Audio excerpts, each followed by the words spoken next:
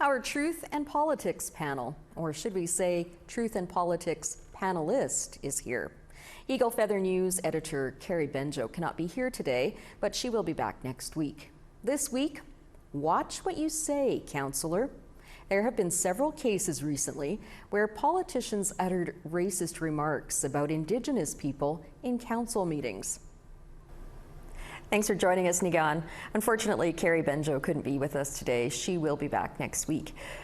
Are there any particular incidents that come to mind, Niigaan, where a white politician has said something derogatory or even hateful about Indigenous people? Well, here in Manitoba, most famously, former Premier Brian Pallister would regularly say incorrect, inaccurate, quite divisive things about Indigenous peoples, whether it be downtown, traveling downtown, whether it be about history. And ultimately, this was what led to his removal within the Conservative Party, because the fact is that you just simply can't pass on inappropriate, offensive, divisive comments about Indigenous peoples and then stay in office. It used to be that way. I can think of a city councillor's wife who was regularly saying racist things about Indigenous peoples in Winnipeg years ago. Now, I think it's certainly grounds for removal from office, because the fact is everybody in Manitoba lives with or works with or is married to an Indigenous person. How widespread is this? It's not just rural or city councillors. How far does it extend? And is it representative in the big picture? Do all white politicians have, shall we say, misgivings about Indigenous people in their midst?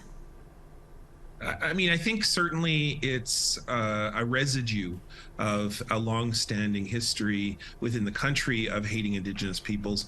And when people get into office, you have to remember, of course, that they represent Canadians. There is a widespread ignorance involving Indigenous peoples. Ignorance often leads to misrepresentation, stereotypes, hatred. And so when you have Canadian politicians who are representing Canadians, no surprise, oftentimes you don't just get the good, you get the bad.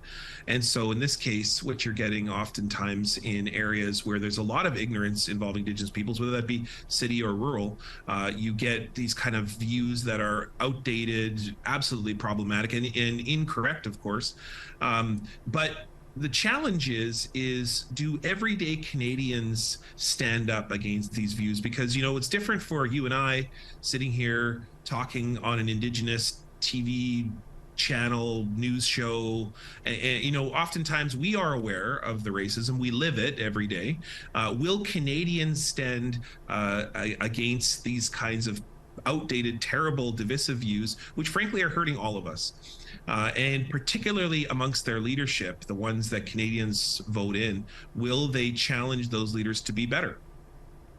We can have all the cultural sensitivity training that you want, but will that make any difference to the general public?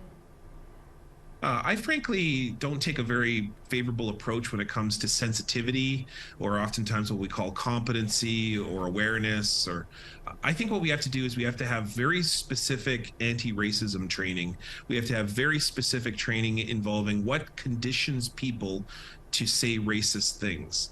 And if you enter office, you should be held to account if you continue to hold views that divide up people within your very own riding, your very own council, your very own people that you represent. You know, at the University of Manitoba, we require students to take competency in Indigenous history culture for this very sake, because when they go out and become a dentist or a lawyer, 1/5 of their clients in Manitoba are going to be Indigenous, and they have to be better. They have to be better than this.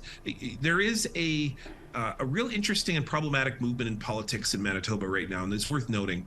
It is that in this Manitoba provincial election, you're seeing kind of a stoking or an appeal to a kind of anti-Indigenous, anti-reconciliation, really harmful rhetoric. And it's often placed against NDP leader Wab Kinew, but it's also just generally against issues like searching landfills, issues like poverty downtown.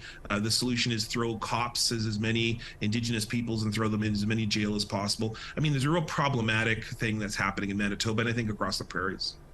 All right, Niigaan, that's all the time we have this week. Thanks for joining us today. Miigwech, thanks.